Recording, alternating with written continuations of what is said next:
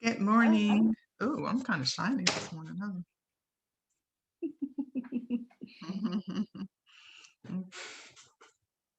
You doing all right this morning? I'm doing great. How are you? I'm doing good. I'm doing good. My glasses are super dirty. Taisha, do you need to share the screen? I will need to share the screen. Let me make sure. I did a super You colorful should be able PowerPoint to. slide. We'll just have to try it because I Okay. know. Okay. You ready for me to get started now? Yeah, we can go ahead and do that. Okay. All right. Well, let me jump onto my screen. Hold on one second. Let me find which screen I want to share. Give me 1 second. Look at that. On the first try, we did it. Always. Okay. All right. Can you see? We can. Look at you All with your right. Well, PowerPoint. I guess we'll jump right on in. And like I said, I did a little powerful, colorful PowerPoint. But we are going to talk about list to sale this morning. I see that you are recording, Katie. That's fantastic for you. There's a tiny bunny outside our office. Why don't you go take a picture of it? I am. So we're going to take a break because Katie's going to take a picture of a bunny. Okay, he went into the bushes. It's okay. Oh, too bad.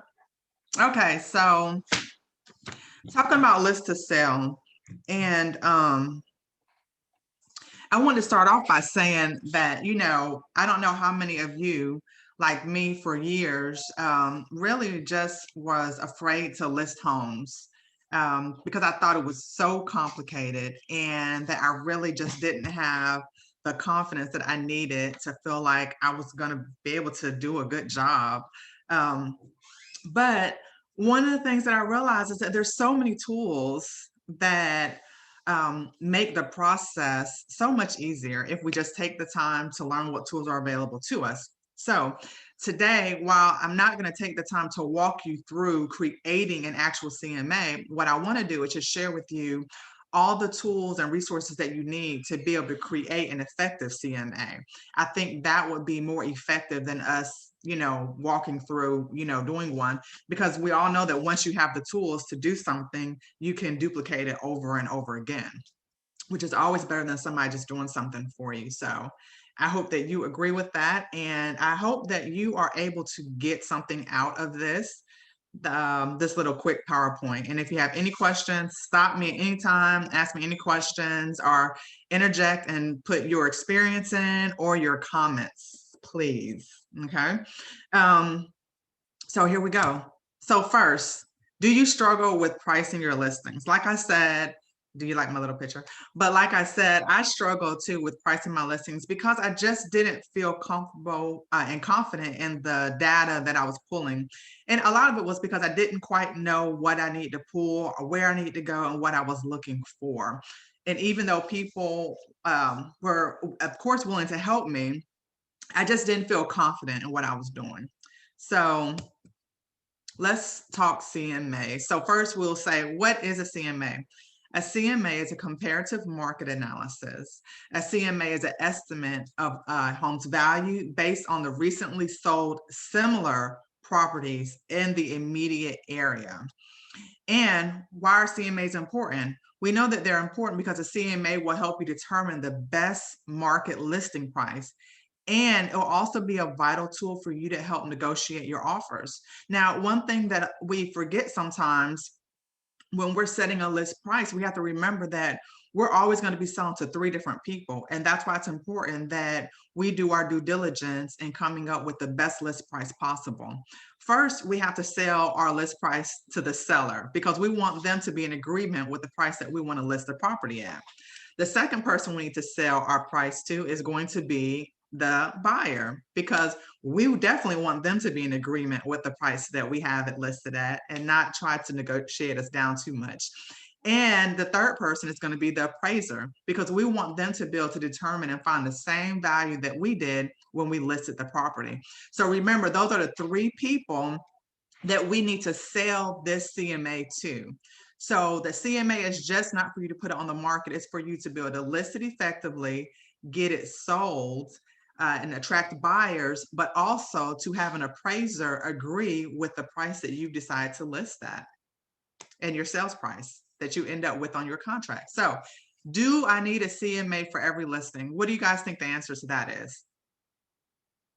Yes, absolutely. So take yourselves off mute because I want to be able to hear your voices. So what do you think the answer is to do I need a CMA for every listing? Yes. Yes, every single time. We don't need to skip corners or cut Yes. corners when we're talking about doing CMAs. We need to do one every single time. And in my opinion, if you don't have time to do a CMA, then you probably don't need to list the property because you want to be able to present it with your best foot forward. And the old MLS listing, that doesn't count as a CMA, right? No, it does not. And you know, people will do that. They'll go in and you'll pull an old MLS listing and you might try to use that for a price. Now, I'm not saying you can't pull an old MLS listing just to see what some of the information was, what it was listed at, and just see kind of how it was marketed. But you don't necessarily want that to be your basis on how you select your price. So don't do that. That's a shortcut that you definitely just don't want to take at all. So the first thing we need to do is we need to see the house first. Now, if possible, we need to see the house first. It's important to see the house first so we can see what sets it apart from the other homes that are currently on the market, because remember, that's our competition. And we also want to see how it competes or compares to what has sold already. So the things we're looking at when we go look at a home is we're looking at the layout, we're looking at the amenities, we're trying to see maybe if they've done some upgrades. And don't forget, the most important thing of all is we want to look at the condition of the property. So how many times have you all got a call from someone and they want to list the house? They want to list their home and you've driven by the home, you've seen the home from the outside, and you're like, yes, this is going to be great. This listing, I'm going to put it on. It's going to sell so quickly. It's going to be a perfect listing. And then you get into the home and you realize it's not laid out maybe like anything in the neighborhood. Maybe they did something quirky on their own because they added something into the back, or maybe they changed a feature, or maybe they have some selections in their home that may have just been appealing to them and not necessarily everybody else. So that's the reason why you want to make sure you get into that house to take a look for yourself with your own eyes. Everybody agree with that? Has anybody listed a property before or did a CMA before without seeing the property and was very shocked when you got there? Yes. I have a story with mirrored trade ceilings in every room. Wow. That was fun. Mirror trade ceilings. Like the tray itself was all mirrored in all the rooms to give it more light. Okay. It was really attractive. So I guess you could say that's one of those features that may not be appealing to everybody. Right. But I'm sure that when they told you about it, they were very excited. Oh, they're passionate about it. Exactly. They were passionate about it. Exactly. So what if I have to prepare CMA before I can view the property? You want to keep in mind that until you see the property, you do not have a complete picture of its market value because they could have mirrored tray ceilings. And that could be something that might not be attractive to everybody. But you want to be sure to let the seller know that any information you provide is always going to be subject to change, especially if you haven't walked through the property. Now, you can always ask the seller to give as much information as possible. However, we know that that's usually not a true depiction. Why wouldn't that be a true depiction? If I can't get into a home to list it, and I'm asking the seller to tell me a little bit about your home and why you love it so much and what sets it apart from every other home, why wouldn't that typically be a true depiction? You say what they're saying, why wouldn't it be? Why isn't it usually a really true depiction of the property when we ask for their opinion? Because every seller think they got the best house, or theirs is the best in the neighborhood, and they have their personal feelings about it. That's right. That's right. Theirs is always going to be the best. It doesn't matter what it looks like or what kind of work it needs. It's always going to be the best. So you don't want to necessarily go off of everything that they say about the property, but there are some things that you might want to ask them. You might want to ask them if you can't view the property. You might want to ask them, have you done any upgrades? Have you done any additions to the property? Tell me some things that really drew you to the property when you purchased it.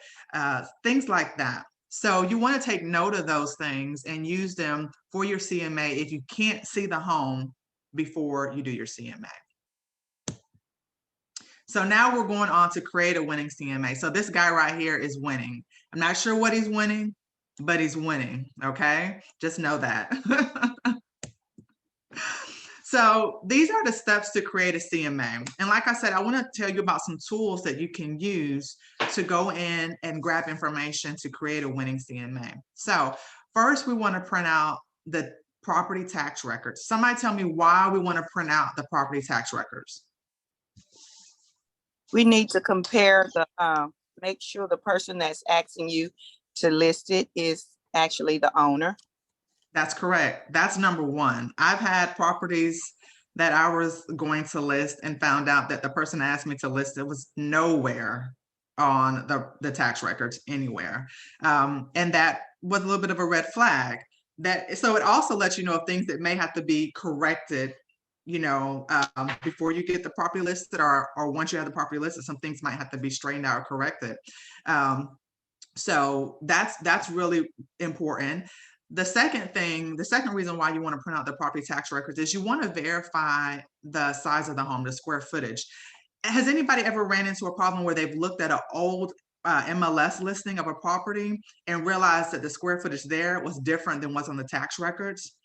Or the seller gave you a certain size and you went back and looked on the tax records and it was something completely different. Have anybody experienced that before? Yes. Yeah. Yeah. So in that case, what would you go by? Would you go by the old MLS, the seller, or the tax records? The tax record. Yeah, you definitely would want to go by the tax records. And one of the reasons why is because the seller could possibly be incorrect, and the previous agent that put into the MLS could have been incorrect.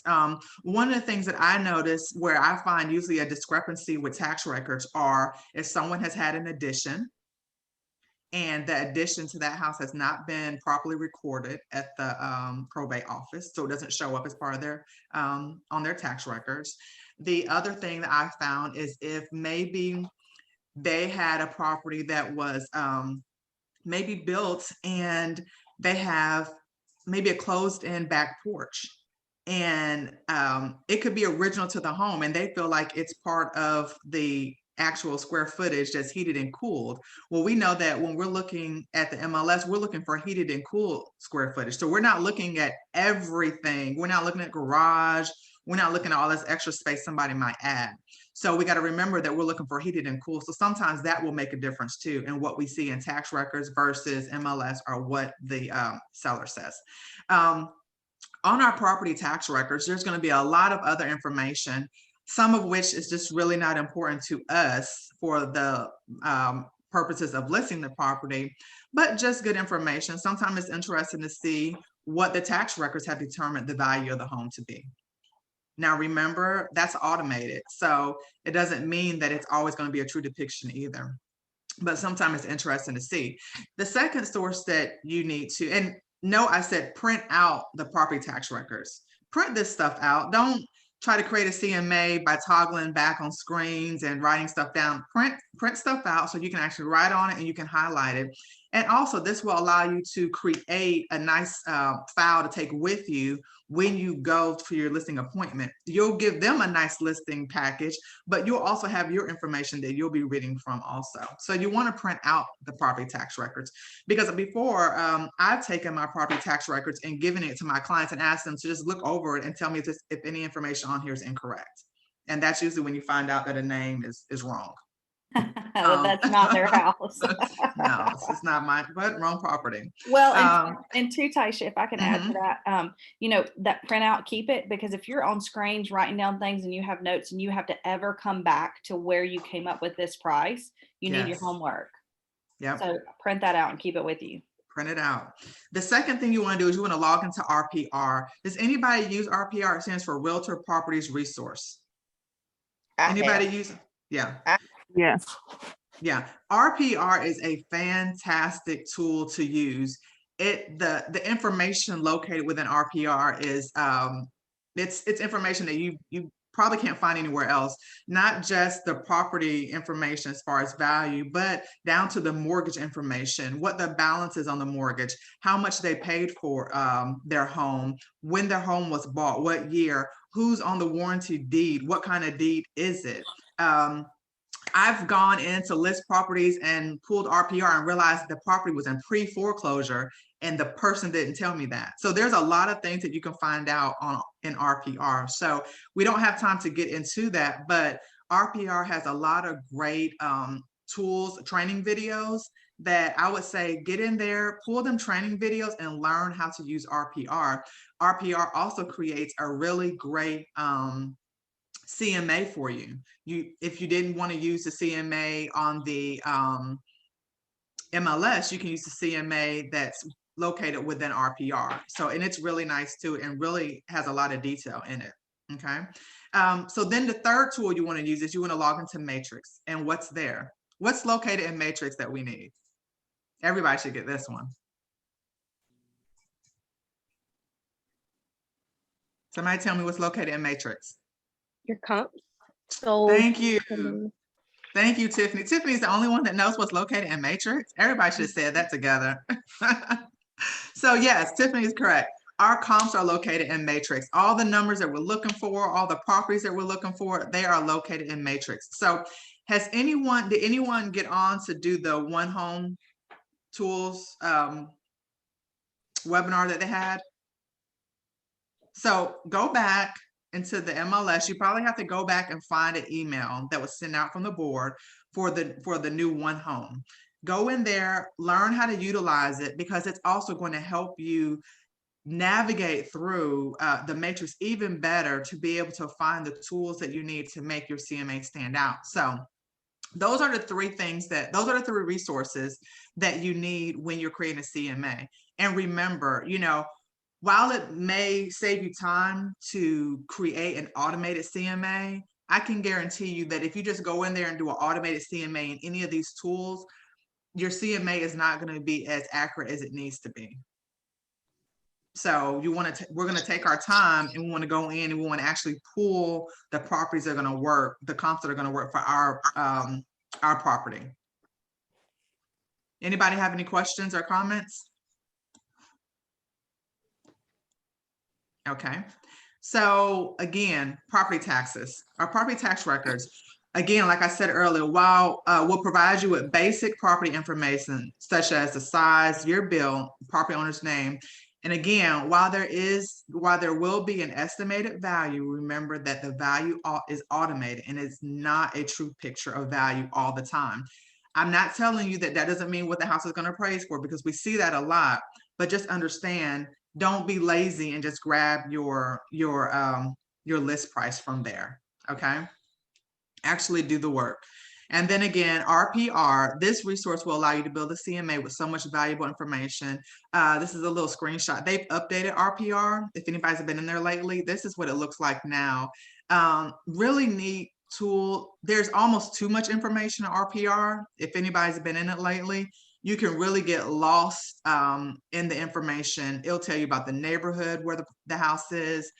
It tells you everything. So I encourage you to get in here. There's a class too. I don't think it's not a designation, but there's a certificate I think you can get if you take RPR. There's an RPR class and you can get credit, I think, for credit hours for it. So look that up. But there's a lot of videos in here. It will allow you to search the comps and make adjustments. So this is one thing that I like about RPR that I think is a little easier to maneuver than Matrix. Have you ever been looking for comps and you see a house and they're very similar, but there are a couple things that are different? Maybe a bathroom's been updated, maybe a kitchen's been updated, or maybe something has an addition and another one does not. RPR will actually walk you through making those adjustments for the properties. Oh. That's Yeah. good. Yeah, RPR has a part in here when you get to searching for your properties. It will allow you to make adjustments, and there are sections in here that will help you figure out how much the difference is of the cost of an upgraded bathroom versus an upgraded kitchen, or a house that has a screened in back porch and a house that does not. Maybe you have two identical homes. Think about some of these neighborhoods where you have homes that are identical. Like if you think about a Halcyon Summit or Deer Creek, where you have a lot of the same floor plans, but maybe one has a pool and one doesn't. It allows you to be able to make those kind of adjustments. So it's a really, really neat tool, and there are a lot of resources there. So definitely check that out and see right there, you can create a CMA, and it gives you a really nice CMA laid out very, very well. So we all know that this is what the matrix looks like. When you log into the matrix, you want to do an address search, okay? If the property is listed within a neighborhood, you can do a search putting in the neighborhood name, and you would just put the neighborhood, let me move my screen. You would just put the neighborhood name down in this area right here. If the property is located outside of a neighborhood, you can do a map search. Has anybody ever done a map search up here at the top? Yes. Yeah, very convenient, a really great way. So you can put your address in right here, and then you want to go 0.25 to half a mile from the subject property. You don't want to go too far. Don't go into a whole nother neighborhood. I had somebody that had a property listed in Bridle Brook, and I asked them how they got their list price, and they told me they pulled numbers from Woodland Creek. Not the same. It's not the same at all. But also you have to keep in mind that if there are homes listed within this range, you want to look for at least 3 to 5 homes listed that are comparable for your property. If there are at least 3 to 5 homes listed that are comparable within this range or within the neighborhood, the appraiser is not going to go outside the neighborhood. I don't care what kind of comps you use. The appraiser is not going to go outside the neighborhood if he can find at least 3 to 5 within that neighborhood and within this range. Okay. So remember, because remember, our list price and the price that we end up negotiating has to line up with what the appraiser determines also. So we want to try to be pretty close. When selecting homes to compare, we want to choose homes that have sold within the last 6 months, which would be 180 days. And I think that's the default that's here anyway, 180 days. And we want to choose homes that are comparable in size, typically between 500 square feet in range, either larger or smaller. Okay. And we want the home to be comparable in age. So also I pull homes that are active so that I know what we're competing against too. So when you sit down with your client, you're going to have them a list of the homes that are active, and you're going to have them a list of the homes that are sold. I don't do pending and contingent, but I do actives and I do solds, because to me, those are the most important. I want them to see what has sold that their home is comparable to, and I want them to see what we would currently be competing against, so we know what sets their house apart, but also to give them a reality check. You know, it helps people kind of come to terms with if their house really is the greatest or not when you print them all out for them to see. So now we put it all together. We have our property taxes that we're going to double check for vital information. We have our RPR, which is going to help us review the data. It's going to provide a really great property value, including your mortgage information. But don't use the mortgage information to as what the person owes as their 30-day payoff. Be sure to get your own 30-day payoff. Please don't use that for a 30-day payoff. It's not the same. And our matrix, we're going to print out the list of comparable properties. Remember, print this out. Print this list of comparable properties out. You don't have to do a full if you don't want to, a customer full, but I would at least do a customer brief so that they can see a picture of the front of the house and they can get some of the vital information, because typically in the customer brief, it'll show things that have been updated, and you know, they'll brag on their house there. So, and that's good enough for you to be able to use for your CMA when you're talking to your individual. So then we're going to determine the median price point once we've pulled all this information together. We say, why the median price point? The median price point allows you to estimate the value by selecting certain properties. For example, only using the properties that are truly comparable. A lot of times we throw out, this is the average price point. Well, average price point means that we took all the properties together without removing any properties that are not comparable, which may give us an inaccurate estimate. Does that make sense when we say median price point versus average price point? Yeah. So median is, I went through, I took all the homes that were comparable. I took all the homes that kind of met the criteria. Then I went back and I was very strategic and selected the homes that really were comparable. And I pulled those out. Now that's my median price point. But if I just use everything that kind of fell into that gap, that would be an average price point. So now you're ready to share your CMA. Now you should have all the information that you need to provide a very accurate CMA to your potential seller, and know that the information you're providing has been reviewed and provides the latest and most up-to-date market data. So don't let the numbers scare you. You're prepared. Just get it listed and get it sold. And that's all I have. Yay! So that, like I said, that was just a really quick, brief overview versus doing actual CMA, but just knowing where to grab information from and knowing how to go in and put information together. It's something that it takes time. You have to practice it. Don't try to take shortcuts, and don't try to do it quickly. Give yourself enough time to sit down and do a proper CMA before you go list a property. Sometimes you don't get a second chance. I've shown up unprepared before, and I didn't get a second chance. I don't care what I said. If I didn't bring what I needed, I didn't get a second chance. And that was just recently. So you don't always get a second chance. So make sure you step out with your best foot forward from the very beginning. This is like a one-shot thing sometimes. You know, you don't know who went before you, and you don't know who's coming after you. So you just better shine your best. You know, Gerald asked, where do we find RPR?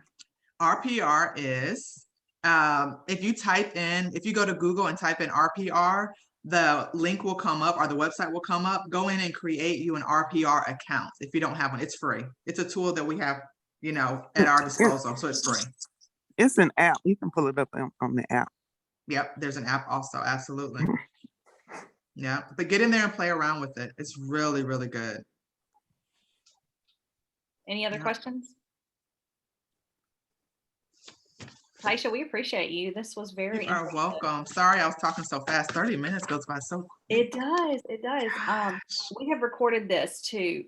So this is going to be on our YouTube channel as well. So for those of you that jumped in late, you'll catch the beginning of it. But practice, practice, practice, Yeah. practice, and master this. This can be the key to your success in real estate for sure. Absolutely. And anybody that's out here watching right now knows that listings is the key to everybody's success. Oh, If you don't yeah. want to be fighting with people all day long. That's right. Oh, yeah. Absolutely. All right. All right, well, Thank you, guys. Have a great day. See y'all tomorrow. All right. You too. Bye. Bye-bye.